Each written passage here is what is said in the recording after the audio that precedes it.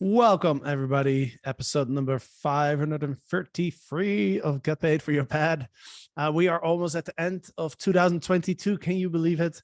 And today was a great day, a perfect day to talk about the hospitality trends in the short-term rental industry in 2022. What have we noticed? What's changed? What are the trends? What's happening? And who better to invite than my friends from Hostfully, Mr. David Jacoby, who's been on the podcast many times. So I'm sure you all know he's the president, co-founder of Hostfully, which is our favorite property management software and also our favorite online guidebook. And we also have Mr. Fred Bassili, who is the marketing manager at Hostfully. So also this is the first time that we're doing like a freeway podcast. Like I think three episodes in a row, or maybe two episodes. And I don't know. Anyway, it's a special moment. David, Fred, welcome. Hey, Jasper, thanks for having us. Happy holidays. Happy New Year.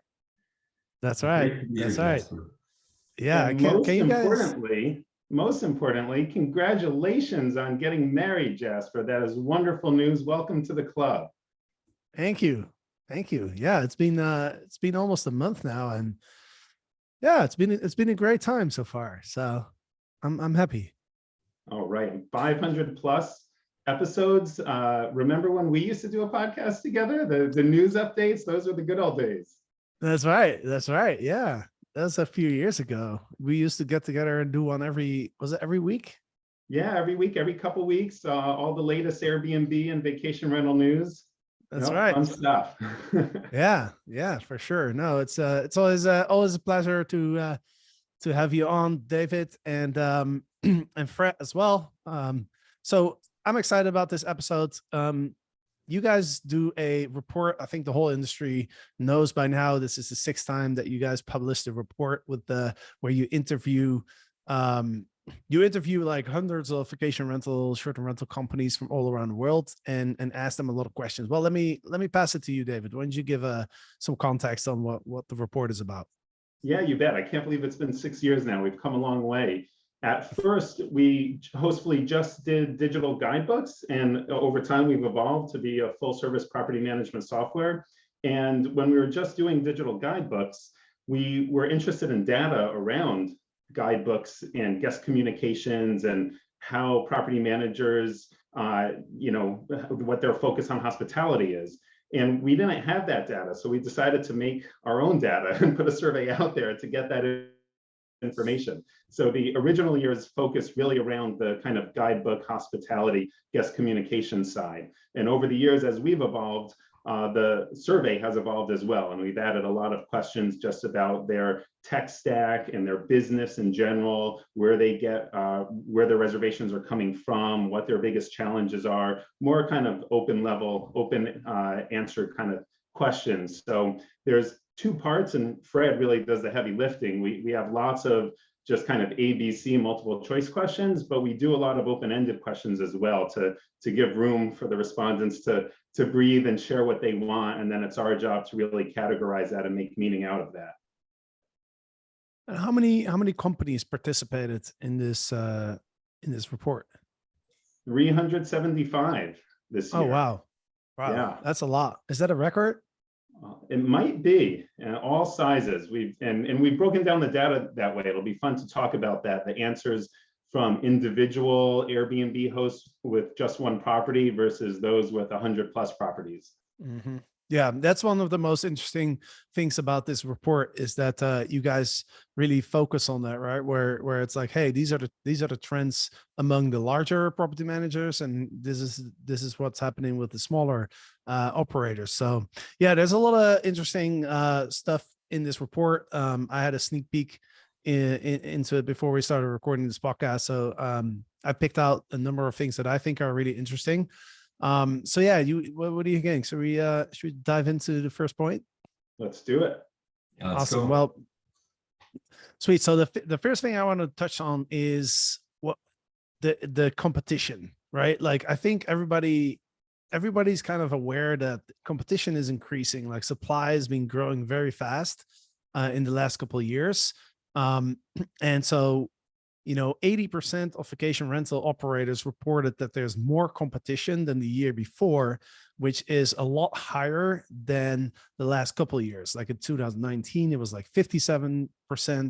And 2021, it was a 61% who said there was more competition. So 4 out of 5 operators are reporting more competition.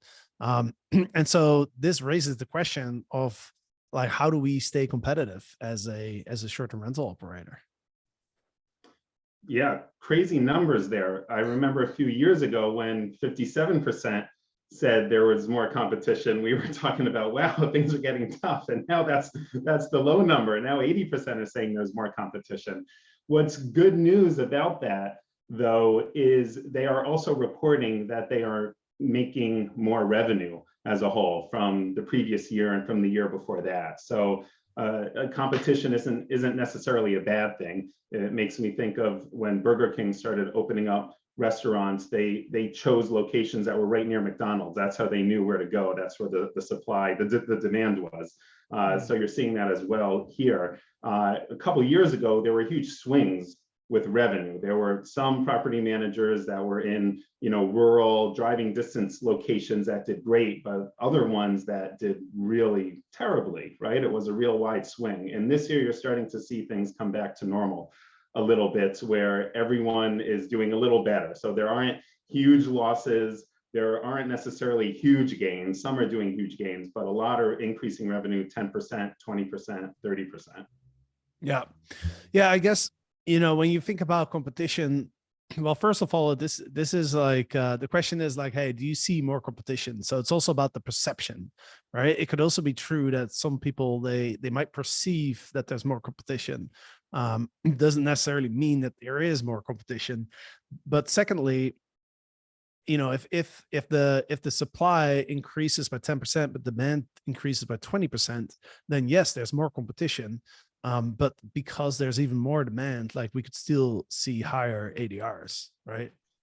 Yeah, one thing about the report, in addition to the survey data that we collect, we also have this expert insights sections where we've asked different people to give some information. Jasper, you've been in it a lot. I think we missed you this year, so we'll have to fix that next year, but you participated a lot in that, so we appreciate that.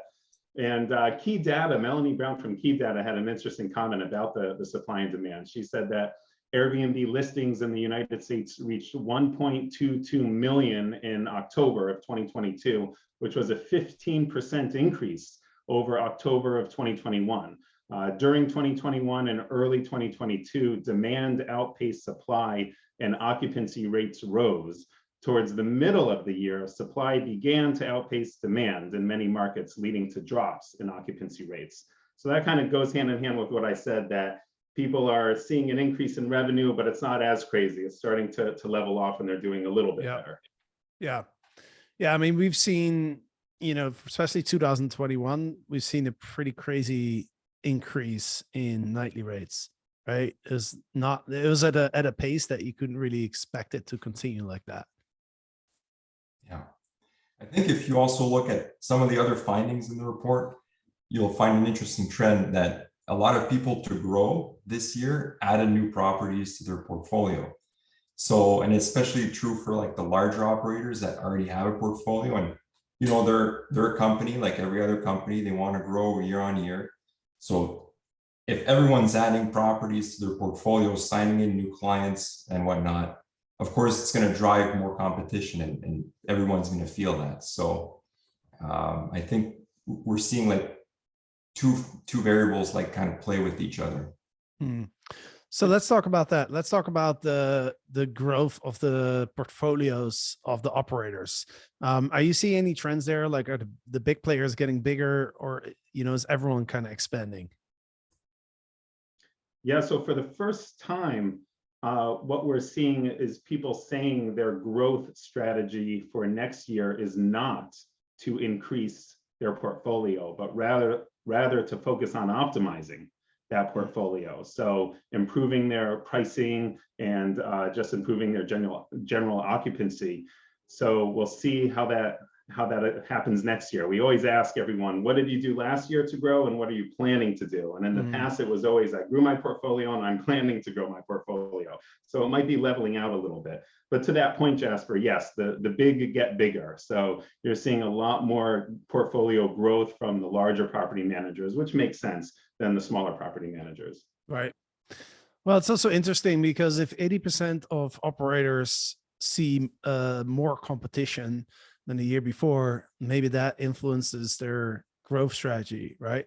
Where they're thinking, oh, I'm seeing so much competition. I don't think it makes sense to add more portfolios. Let's just focus on what I have and see where I can optimize it.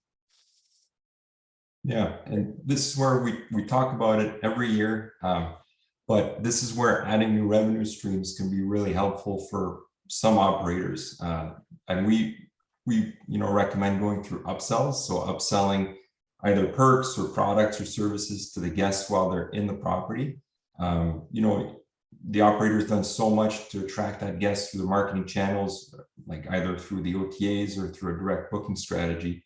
So why not take advantage of when they're there to like upsell or make a commission on tours or something like that? To, like you're saying, instead of maybe focusing on adding new properties, you're optimizing what you already have and kind of adding a new revenue streams to your business. Well, talking about additional revenue streams, that's an interesting topic because that's something that has been talked about a lot in recent years, but there's very few operators that I see that are actually successfully creating significant additional revenue streams outside of like the early check-in, the late checkout, and the mid-stay cleaning. Those are kind of the two that you see a lot. All right, do you see a lot of operators like going outside of those two? A little bit with tours and activities. So we're seeing a lot of that. But one thing that's funny in general, big picture on this is one of those things where every year property managers have the best of intentions. They are saying that next year I'm going to focus on upselling. And then when we ask them, what did you do in the past year? None of them say they did upselling. So they want to, but it is hard, Jasper, to your point, it is hard for them to get going.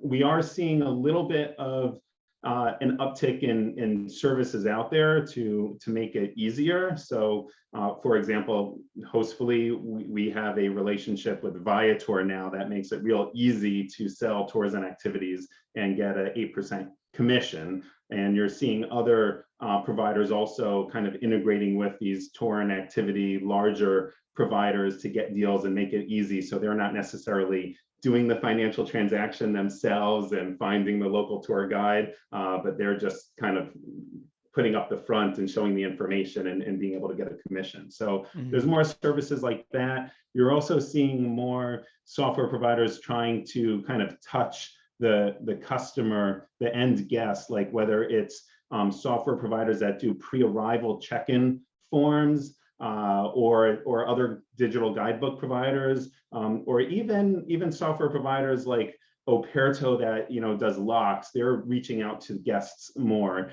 and other smart key or cleaning providers like Breezeway. They're even sending messages to the guests when it's time for them to be able to check in. So there's all these different software providers that are touching the guests, and they're all trying to add ways of making upselling easier. So I think over time, you're going to start to see more of that. Yeah.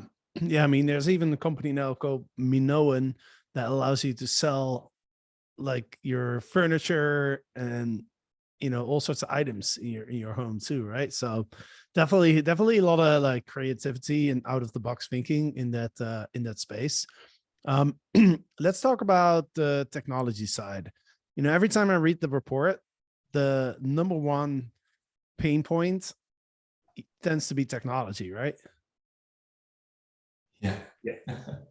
And we're technology providers, so good point, Jasper. But yeah, this year again, third year in a row, the number one challenge everyone faces is technology. It's like over a third of all answers, 37%. And I think it's understandable. It's still a fairly new industry. All the APIs coming out, and technology is just one of those things. It's unique to every business. Everyone runs a bit differently, and they need a different technology solution. So, and then making all those different pieces of software work together, it makes sense that it's a big challenge for the operators out there. It's interesting because like from my perspective, I feel like cleaning and managing cleaning and maintenance is what I would think is the biggest challenge. Is the technology really that difficult, or is the average host just not very tech savvy? Well, it's a bit of a, I don't want to say loaded question, but like technology came in at 37%. The question, this is my favorite question, which is, if you could wave a magic wand and make your job instantly easier, what would you do? My favorite answer, by the way, individual answer, was have a TV remote work every time and always have batteries. But outside of that, the technology was the big bucket at 37%, but that also means the majority of answers, right, were not technology. And there's a big range for that, from cleaning and turnover management, which came in second, to general operations or portfolio expansion or maintenance and repairs or regulations. So cleaning and turnover, that's always high up there. It's actually gone down though. There's two questions. What's your biggest pain point and what's gotten easier? So less people said it's their biggest pain point, and more people in the separate question said that's gotten easier. And that makes sense, because 2 years ago and a year ago, that was a huge issue that everyone was freaking out about having the place be clean and up to standards and, you know, all that COVID stuff. So I think that's kind of a little bit behind now, and people have found solutions, and there's also less stress and worry about that. So it's still a big answer, but not as big of a deal as in the past. Also, on the flip side, what has gotten bigger, it has been staffing. So that was like 5% reported that was an issue a couple of years ago, and that's gone up now to 10% of all respondents saying staffing is their #1 issue. And Yeah, just that makes sense. Oh, sorry, Jasper, but just to add to what David was saying, you know, technology is a big category. It accounts for a lot of answers, but there's also 12 other categories of responses people mentioned they would like fixed in their business if they could just wave a magic wand. So yeah, there's a lot of answers that are related to that, but there's also like many different things, ranging from like marketing to regulations, to like just getting more direct bookings, guest vetting, you name it. Like there's so many different things that are challenging for operators out there, that, you know, we shouldn't just focus too much on the technology part. But diving into the technology side, just to answer that, some of the bigger areas specifically, while cleaning has gotten a little better, pricing, that was a big response. Lots of people talked about that being a challenge, and really wanting to focus on pricing. Additionally, accounting went up, and that's a big deal. It was about 5% a year ago and 10% this year. And interestingly, accounting is a much bigger issue for those who have a property management software than those who don't. Usually it's the other way around. If you have a property management software, you have less technology issues and things are moving better. But with accounting specifically, that was a pain point. And it brings up the question of causation versus correlation, right? So property management softwares, do they have bad accounting systems and that's why it's a problem? Or is it just that bigger property managers are more likely to use a property management software, and also they have more accounting issues in general? One expert who provided some insight into that, Jesse Errett from Simplify, they do accounting services for property managers. He said, even though many property management systems offer built-in accounting functionality, these solutions are ultimately limited by a fundamental lack of professional accounting expertise, and operators end up doing the bulk of their financials manually. I would, my gut feeling tells me that it's the second option that you mentioned. It's like, yeah, larger operators are more likely to use a PMS. The same reason why there's kangaroos and cacti in Australia. It's not because of the cacti that the kangaroos are there. I don't know. This doesn't make any sense, but don't worry about it. Yes. I have one question that I have for you is the TV remote control. When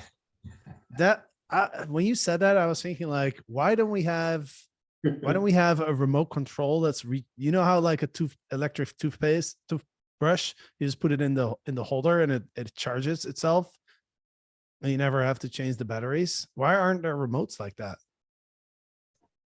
I think you're onto something, Jasper. Let's do it. All right. Somebody who's listening to this podcast right now, stop your short-term rental business, find somebody else, take care of that, go to China and like develop this remote control that doesn't need batteries.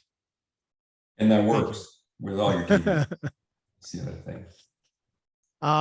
thing. Yeah, that's anyway, that's going off a tangent here, but now I forgot what we were talking about. I'm so excited about this remote control idea. How about can we talk about distribution for a minute? There's some interesting stuff on distribution. Let's do it. All right. So we asked people where they get their reservations from, and not surprisingly, Airbnb is the largest answer, and over half of reservations are coming from Airbnb. What's most interesting though is there's talking about causation and correlation here. There's a sort of reverse correlation between Airbnb and direct bookings, and it's Airbnb specifically. So I'll share this thought on the data. So single property hosts and property managers with 2 to 5 properties, over half their reservations are coming from Airbnb, and only 18% are direct reservations.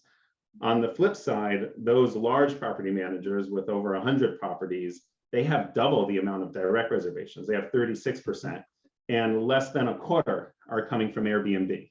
So as you grow, you are expanding your distribution channels and doubling down on direct and getting that repeat business.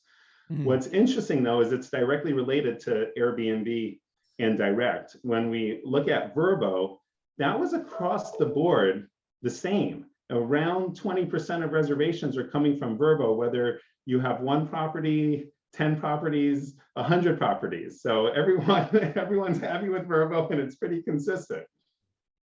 That's interesting. So as you grow, the percentage of Airbnb bookings goes down, Vrbo stays the same, and direct goes up. Yeah. So does that mean that people who book on Vrbo just don't want to book direct? They're more like loyal to the brand? I'm not sure. Does it mean that? Does it mean that property managers of any size are always on Vrbo and getting like the same amount, but maybe larger property managers, maybe they don't even, some of them don't list on Airbnb, but they're still happy to list on Vrbo, no matter what size you are? Could be a few reasons. That's interesting. Very interesting. We'll have to dig deeper and send those people some follow-up questions to understand that. Yeah, but in general too, the larger property managers, they have about 4.5 to 5 booking sources, and individual hosts and smaller property managers have around 2 on average. Yeah, it makes sense. I mean, what we see in our student communities is usually the students that go through our programs, especially Legends X, like if they have like 2 or 3, they usually don't have a direct booking website yet, right? Versus like the people that come in with 10, 15, 20 listings, they typically do have one. So I think that makes sense. And this year there was something else that was interesting. We always ask people like, what else do you list on other than, the big sites like Airbnb, Vrbo, Booking, TripAdvisor, Marriott, Home2Go. So like, what other sites do you rent on or do you advertise on?